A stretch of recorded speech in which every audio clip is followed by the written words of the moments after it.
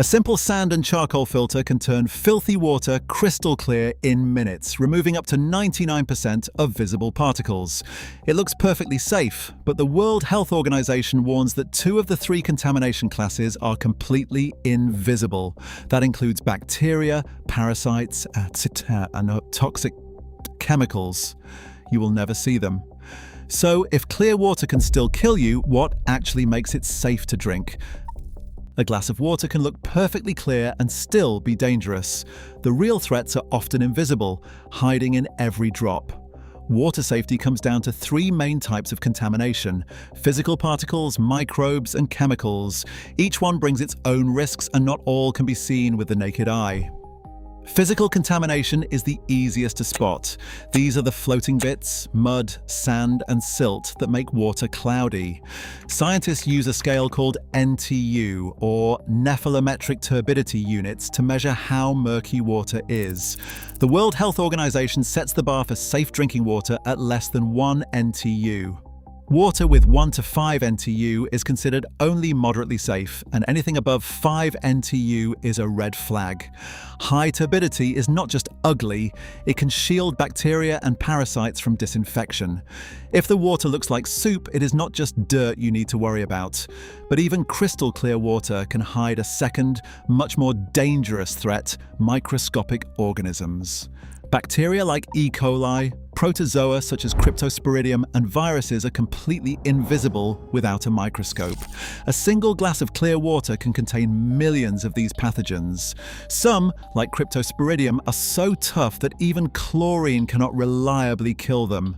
That is why outbreaks have happened in cities with modern water plants, not just in the wild. The third threat is chemical contamination. Pesticides, industrial solvents, and heavy metals like lead or arsenic have no taste, no smell, and no color. They slip through basic filters and even survive boiling. In some regions, tap water meets all clarity standards but still contains unsafe levels of chemicals that build up over time in the body. Turbidity is a useful first check. If water is cloudy, it is definitely not safe. But clear water is not a guarantee either. The only way to judge safety is to know what is in the water, not just how it looks. That is why survival experts use a combination of physical filters, chemical treatments, and sometimes laboratory tests to make sure every threat is addressed. Before building a filter or reaching for purification tablets, it is important to understand what you are up against. The next step is to see how a simple filter can transform muddy water into something that looks safe but might not be. Only then can you choose the right tools to turn any source into reliable drinking water. A muddy bucket of river water sits on the table, thick with silt and floating debris. The host grabs a clean plastic container and starts layering the filter. First a bed of washed gravel, then a layer of fine sand, and finally a generous scoop of crushed charcoal. Each layer plays a role. Gravel catches the biggest particles, sand traps the fine grit, and charcoal works on color, odor, and some chemical traces. A mesh or coffee filter on top helps keep the surface clean and prevents backflow. Dirty water pours slowly onto the top. Gravity does the work, pulling it through the layers. Within minutes, the outflow turns from brown to nearly clear. The difference is dramatic. Lab tests show turbidity drops by 88 to 99%, often falling below 1 NTU, which meets the World Health Organization standard for visual clarity. Bacteria levels take a hit too, with coliform counts dropping by half a log up to 2.2 logs depending on conditions. That is a reduction of up to 99% for some types, but not all. Activated charcoal made from fully carbonized wood adds another layer of protection by absorbing organic molecules and improving taste. It can reduce some pesticides and chlorine byproducts, but it is not a silver bullet for heavy metals or all chemical contaminants. The filter works best when the charcoal is fresh and the sand is fine, because grain size matters for trapping microbes. Flow rate starts strong, about 1 litre per minute for a 10-litre setup, but it slows as the filter clogs with debris. Regular cleaning is essential. Skim the top sand every week, rinse or replace charcoal every 2 weeks, and keep the filter moist to prevent cracks or bacterial regrowth. A filter like this can handle up to 20 litres a day in the field, but it is not a permanent solution.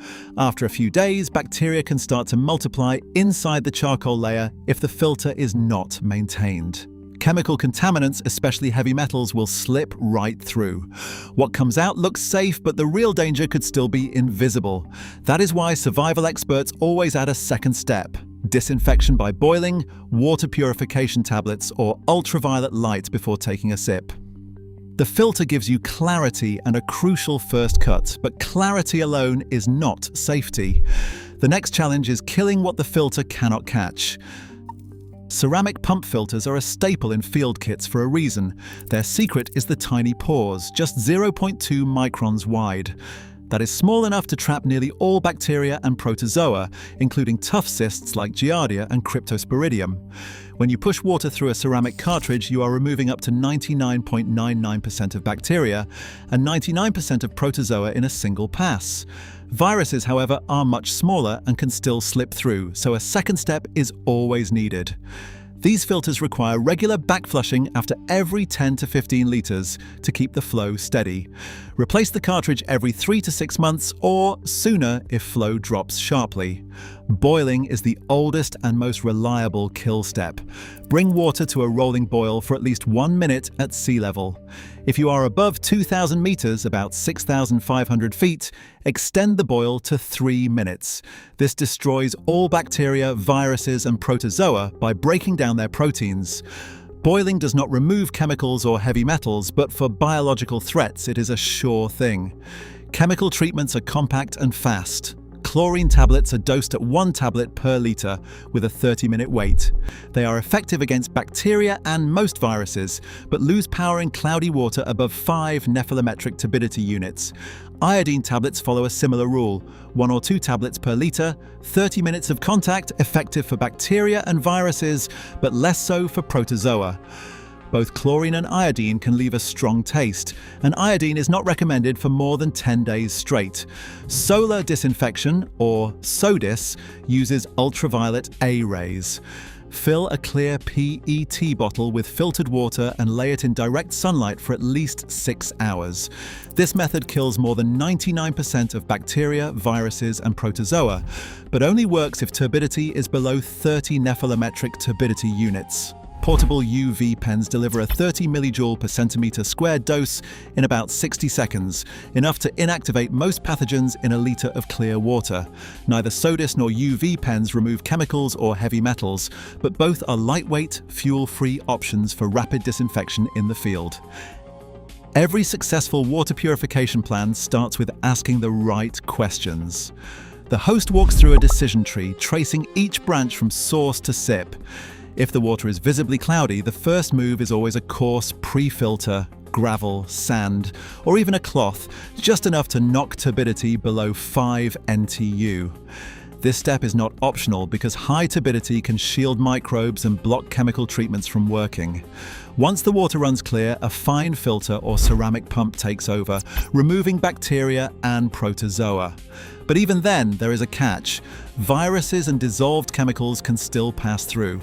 That is where a second step, boiling, chemical tablets, or UV, becomes essential.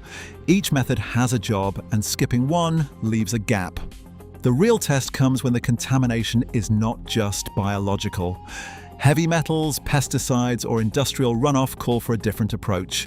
Activated charcoal can absorb some organic chemicals, but it will not stop lead or arsenic. In these cases, distillation is the only field-ready method that reliably removes both microbes and dissolved metals. But there is a trade-off. Distillation demands serious energy, about 1 kilowatt-hour for every litre purified. That is a lot of fuel, especially in the backcountry. Sometimes the best choice is to walk away. If a water source is near mining runoff or smells of chemicals, even the best DIY filter cannot guarantee safety. That lesson came home on a 2024 trek in Patagonia.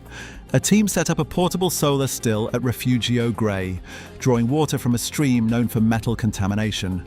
Over 2 days, they produced 12 litres of pure water, Every sample tested below detection limits for copper, zinc, and lead. The energy cost was high, but the result was safe to drink. In survival, the right workflow means knowing when to filter, when to disinfect, and when to move on. The chain is only as strong as its weakest link, and every step counts. Every year, unsafe water causes more deaths than any natural disaster. In a crisis, knowing how to purify water can be the difference between sickness and survival. The next emergency could arrive without warning. Preparation isn't just smart, it's essential. Stay ready and stay safe. Share your thoughts below.